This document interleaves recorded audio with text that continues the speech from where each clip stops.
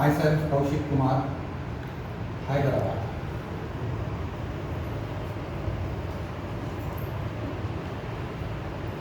ऐ अंधेरे देख तेरा मुंह काला हो गया, माँ ने आंखें खोली और उजाला हो गया। मैं 12 साल का था जब मेरे पिताजी देवलोक चले गए। मेरी माँ ने मुझे 1 साल पाल पोस कर बड़ा किया। न मेरा कोई भाई न बहन, और अब तो कोई इनकम भी नहीं थी। माँ रोज सुबह काम पे जाती थी और मेरे लिए शाम को खाना लेकर आती थी, और वही खाना मुझे शाम तक, दूसरे दिन शाम तक चलाना था। मैं रोज माँ से लड़ता था, माँ मुझे अच्छा खाना चाहिए, तेरे हाथ का पका हुआ खाना चाहिए। लेकिन माँ खामोश थी और मुझे अपनी गोद में सुला दी। माँ ने दिन रात मेहनत की मेरी परवरिश में, लेकिन उसने अपनी कमाई से कभी अपने ऊपर 1 पैसा खर्चा नहीं किया। यहां तक कि उसने अपनी दवाई तक नहीं ली, लेकिन मेरे लिए वो रोज जलेबी लाती रही। 1 साल के अंदर मेरी माँ भी पिताजी से मिलने चली गई। माँ उठ, माँ उठ, मैं तुझसे कभी खाना नहीं मांगूंगा। माँ मुझे ताजा खाना नहीं चाहिए। माँ उठ, माँ मैं भी कोई छोटा मोटा काम करके हम दोनों सही जिंदगी जिएंगे। माँ उठ, माँ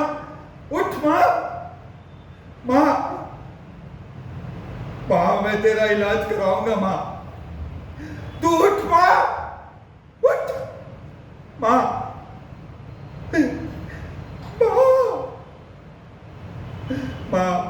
अभी तो मुझे तेरी सर में गोद रख के सोना है। माँ देख, तू अपने लाल को अकेला इस दुनिया में नहीं छोड़ के जा सकती। माँ मैं तो सुनती क्यों नहीं है? माँ उठ,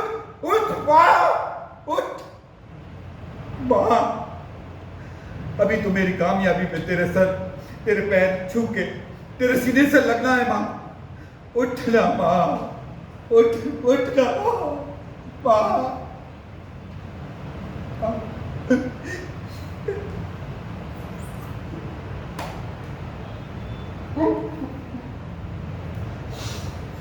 मैं अपनी माँ की चिता को अपनी संस्कार देकर घर पे आया ही था कि मेरी माँ की बहन मासी और काका का भाई, माँ पिताजी का भाई काका, दोनों में बहस हो गई थी।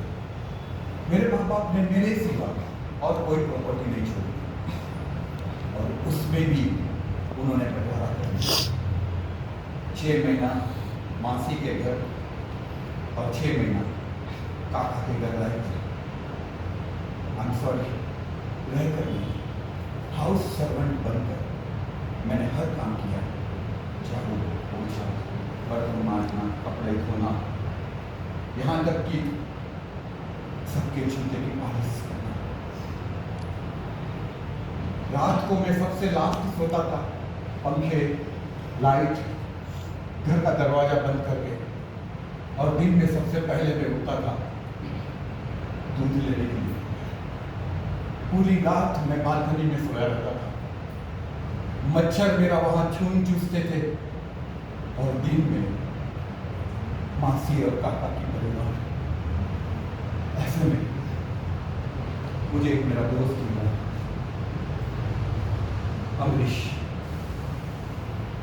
लास्ट बेंचेस, क्या कर रहा भाई आजकल? 1 साल हो गया स्कूल में नहीं आया, क्या बात है?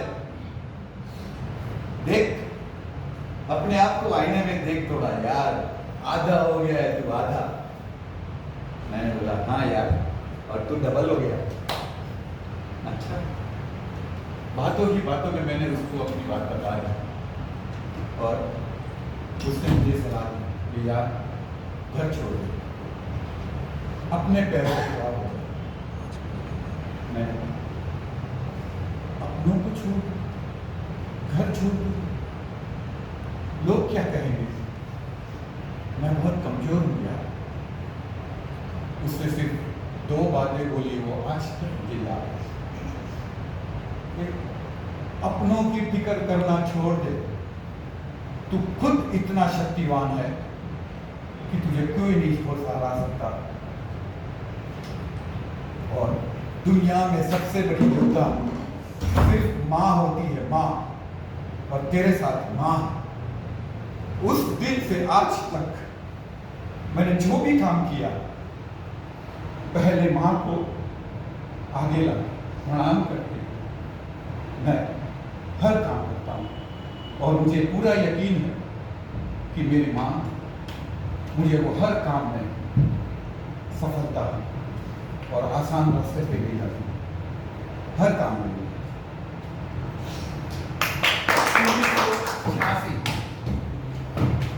1986 मेहनत मजदूरी करके जैसे तैसे नटक सा, ये क्या बोलते हैं पंजाबी में, वही था, कैसे भी करके कॉलेज तक पहुंच गया। फर्स्ट ईयर कॉलेज बीकॉम बोली मैंने ज्वाइन की, और वहां पे मेरी मुलाकात हुई रश्मि। मुझे आज भी अच्छी तरह याद है, 10 जून को मिलाप थिएटर मलाड में जाबाज पिक्चर लगी थी फिरोज खान, और 12 जून को मेरी बर्थडे। हम कुछ कॉलेज के दोस्त मूवी देखने गए थे। सबसे बड़ी बात, रश्मि भी मेरे साथ थी। जाने अनजाने इस नरकट के पास तो कोई बैठा नहीं, लेकिन उस दिन रश्मि मेरे बाजू में बैठी, और ये नरकट बंदा एकदम चुप शरीफ बंद, सिर्फ मूवी देख रहा। लेकिन सच्चाई ये है दोस्तों कि मैं मूवी नहीं देख रहा। मुझे अंदर से एक एहसास हुआ, रश्मि को बाजू में बैठा देख मुझे अपनापन लगा। लाइफ में पहली बार जब फिल्म खत्म हुई, उठते समय अनजाने में मेरा हाथ लक्ष्मी को टच हो गया, और हम दोनों की उंगलियां एक साथ हो गई। भीड़ से उसको बचते बचाते किसी का न धक्का लगे, न किसी का हाथ लगे। उस तरह मैं उसको थिएटर से बाहर आया, और लाते लाते मैं एक गाना गुनगुनाया।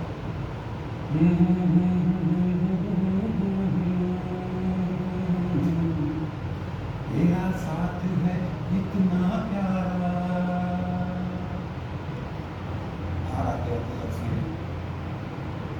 बड़े प्रेम से शर्मा जी बोले, अपना हाथ मेरे हाथ से अलग कर सहेलियों के साथ में। दूसरे दिन कॉलेज में समोसा पार्टी, फिल्म की डिस्कशन। उसमें रश्मि ने सबसे पहले कहा कि पूरी फिल्म में उसको एक गाना बहुत अच्छा लगा, और वो गाना उसने मेरी तरफ देख के गाया। जब जब तेरी सूरत देखूं यार सा दिल में लागे। याहू, सिग्नल मिल गया था बॉस, अपनी तो गाड़ी चल पड़ी। 3 साल वो सबसे बेहतरीन साल मेरे कॉलेज के, मैं और रश्मि। मैं 3 साल में मुझे ऐसा लगा कि मैं स्वर्ग में रहना। अगर किसी को स्वर्ग में रहना तो उसको मरने की जरूरत नहीं, स्वर्ग नहीं। रश्मि के साथ मैं अपनी माँ का नाम और अपने अनाथ होने का एहसास मुझे कभी नहीं हुआ। ये 3 साल ऐसे बीते जैसे एक सपना था। बीकॉम मैंने भी पास किया, उसने भी पास किया। 55%, 38%, 55%। दोनों ने पास। अब रोज हमारी मुलाकातें नहीं हुई क्योंकि कॉलेज के दिन चले गए थे।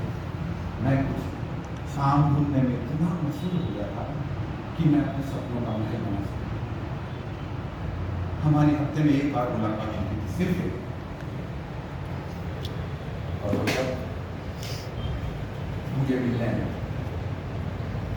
पूरे हाथों में मेहंदी, कलाई में पूरे कंगन, कानों में झुमका, माथे पे बिंदी और गले में बड़ा हार। वो पहन के जब मुझे मिलने आए तो हम एक गार्डन के नीचे, कल वृक्ष के नीचे एक बेंच पे बैठे थे पास। वो उदास थी और खामोश थी और हम ऐसे ही बैठे। उसने अपना हाथ मेरे हाथ पे रखा था और उसका सर मेरे कंधों पे और हाथ से सिर्फ ऐसा। बस मैं अपनी जॉब की नाकामयाबियों से उससे कुछ बात नहीं कर पा रहा था और वो क्या वजह थी मालूम नहीं, मुझसे बोलने की। तकरीबन 1, 1.5, 2 घंटा ऐसा ही हो और फिर वो अपने घर चली गई। रात भर सो नहीं सका। एक ही चीज में ढूंढते रहा कि ये क्या है। हमने हाथ पकड़ा था, अब क्या है? यहीं से हमारी शुरुआत हुई, अब क्या है? लेकिन अपने सपनों का महल बनाने में मैं इतना व्यस्त था, बाकी सब छोड़ के मैं जॉब ढूंढने में लग गया। दूसरे हफ्ते जब मैं फिर उसी पार्क पे हमारा मिलना हुआ तो मैं बैठा और उसकी याद में यही करता था, ये क्या बोलना चाहता, क्या था? 10 मिनट, 15 मिनट, आधा घंटा, वो नहीं आई, वो नहीं आई।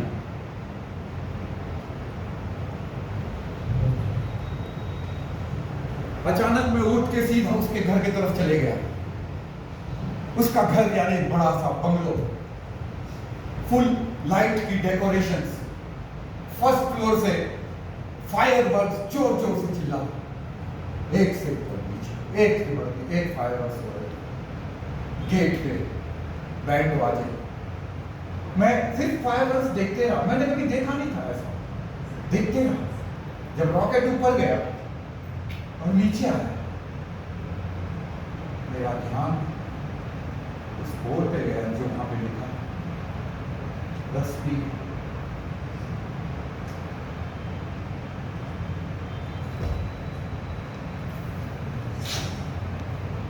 अजय,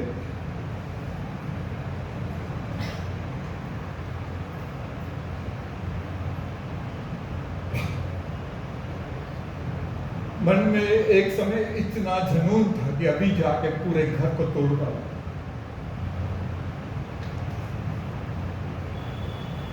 इतना अफसोस था कि मैं ये समझ नहीं पाया कि कौशिक तू रख ले मुझे, नहीं तो मैं चली जाऊं। आसान चीज थी, 38% समझ नहीं पाया। मैं क्या कर सकता, हो सकता है रश्मि के माँ बाप ने उसको समझाया होगा। मेरे पास न धन थी, न घर था, न जॉब थी, लेकिन इन सब चीज का अफसोस नहीं था मुझे।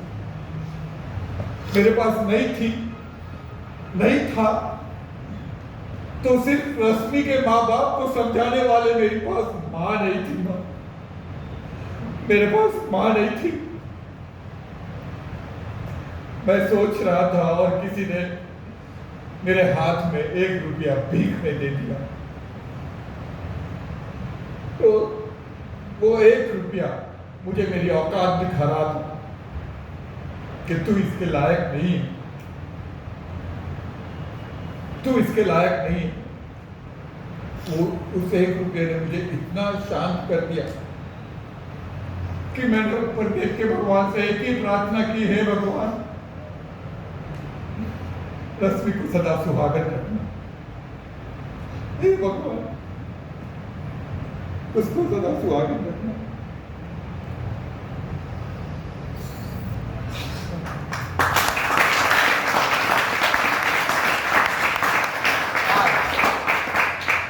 आज पहली बार 53 साल की उम्र में विरार के अंदर मैंने पहली बार मेरा खुद का अपना एक छोटा सा घर लिया, भले किराए से, लेकिन मैंने खुद के अपना गुलशन है पहली बार। अब मुझे सब आसान लगा। मुझे मालूम है कि मैं अपने माँ के आशीर्वाद से इस फिल्म इंडस्ट्री में अपना मुकम्मल मकान और खुद का मकान मैं जरूर बना पाऊंगा। और ये सब आसान है, ये कोई मुश्किल नहीं है। आप सोचते हो कि 53 एज में ये आदमी क्या कर रहा है, लेकिन जिस आदमी ने 3 साल स्वर्ग में रहा हो उसे मौत भी छू नहीं सकती।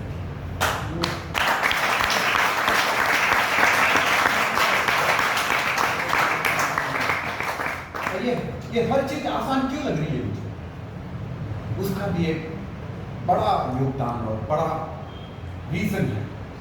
जिसके पास विनय सर जैसे गुरु हो,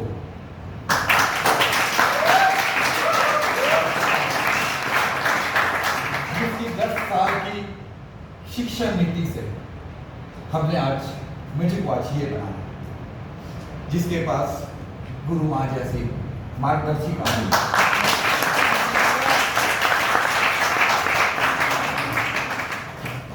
और जिसके पास डिक्शनों की शब्दावली पूरी डिक्शनरी